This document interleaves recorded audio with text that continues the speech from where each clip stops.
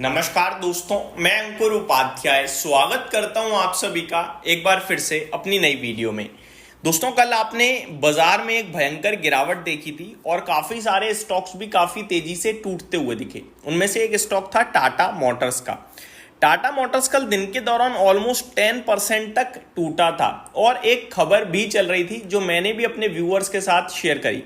खबर ये थी कि टाटा मोटर्स ने जेएलआर की जो डिलीवरी है यूएसए में उसको रोक दिया है और ये कल पूरे मार्केट में न्यूज थी, बिग ब्रेकिंग न्यूज थी।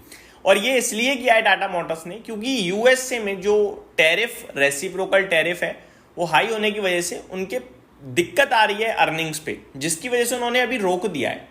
उन्होंने डिलीवरी ही रोक दी है यूएसए में अपने जेएलआर की।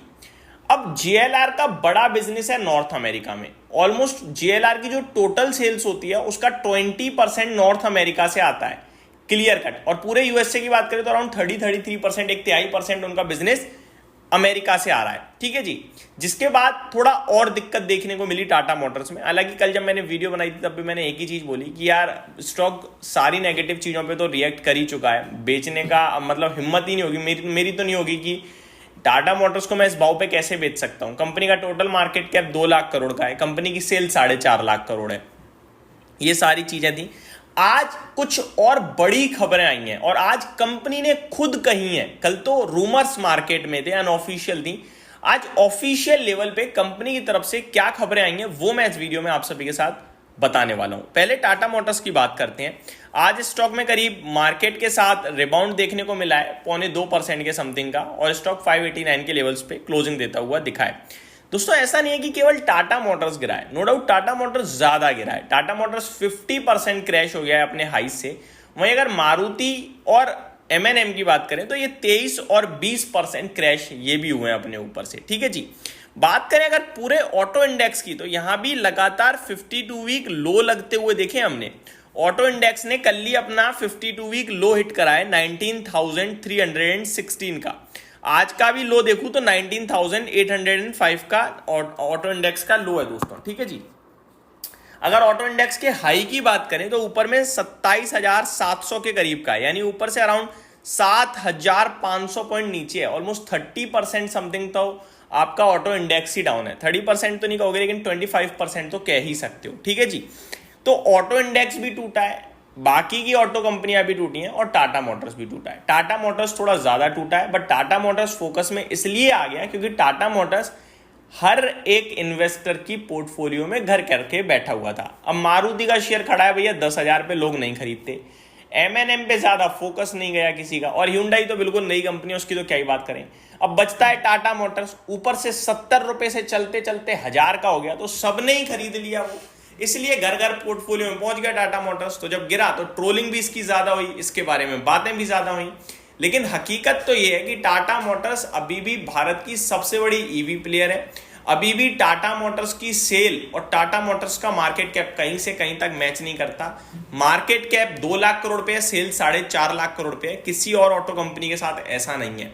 तीसरी बड़ी बात, टाटा मोटर्स जिस वैल्यूएशन पे आपको मिल रहा है, कोई भी ऑटो कंपनी इस वैल्यूएशन पे नहीं मिल रही है। चौथी बात, अगर आप टॉप मेजर ऑटो प्लेयर्स की बात करें तो मैंने बताया मारुति, एमएनएम, टाटा मोटर्स तीनों टूटे हैं। टाटा मोटर्स ज्यादा टूटा है, बहुत ज्यादा टूटा है, नो डाउट। लेकिन अगर आप ऑटो एंसिलरी कंपनीज को देखें तो संवर्धना मदरसन, जिसका बड़ा बिजनेस चाइना यूएसए में है, वो भी भैया 50% टूट गया, लेकिन उनके बारे में भी कोई ज्यादा बात नहीं करता। क्यों? क्योंकि लोगों के पास जो होता है उसी की ट्रोलिंग होती है। अब मैं आपके साथ न्यूज शेयर करता हूं कि क्या न्यूज आ रही है।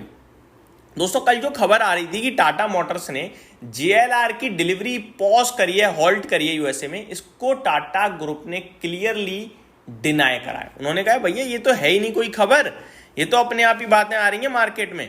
वो कह रहे हैं, commenting on the same the auto major clarified that there is no decision or plan of action. This is just emphasizing that JLR is evaluating various options to suitably address impact of the increased tariff in US.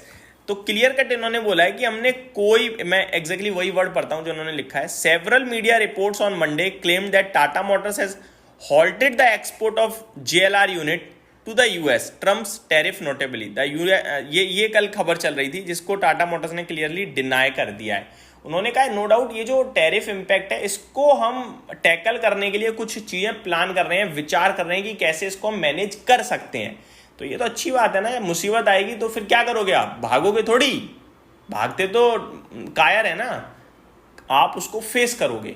Face करने के लिए company सोच रही है कि क्या हम उपाय निकाल सकते हैं, वो तो करेगा ही, कोई भी करेगा। अब उसके लिए ऑप्शन होते हैं, या तो प्राइस बढ़ा दो गाड़ी के, ठीक है, या कोई और रीज़न, या फिर वहीं बनाओ। देखो क्या करती है company. No doubt Tata group बड़ा ग्रुप है यार, छोटा मोटा तो है नहीं। तो ये पूरी कहानी है दोस्तों। जो हॉल्ट करने की खबर थी वो गलत है, और वो कुछ और सोच विचार भी कर रहे हैं इस टैरिफ से लड़ने के लिए। तीसरी बड़ी बात अगर आप देखें तो बाकी टाटा मोटर्स ऑलरेडी बहुत टूटा हुआ स्टॉक है, इसको मतलब नहीं बनता यार अगर इस भाव से हम भागें बेच बूझ के, तो वो मेरे समझ में नहीं आता। बाकी अभी सिचुएशन थोड़ी सी दिक्कत में है तो स्टॉक टूट रहा है। तो ये मेरी तरफ से डिटेल थी दोस्तों टाटा मोटर्स के लिए जो आते हुए दिख रही है। उम्मीद करता हूँ पूरे ऑटो इंडेक्स और टाटा मोटर्स पे वीडियो आपको पसंद आई होगी। Thank you so much for watching this video. Have a great day guys.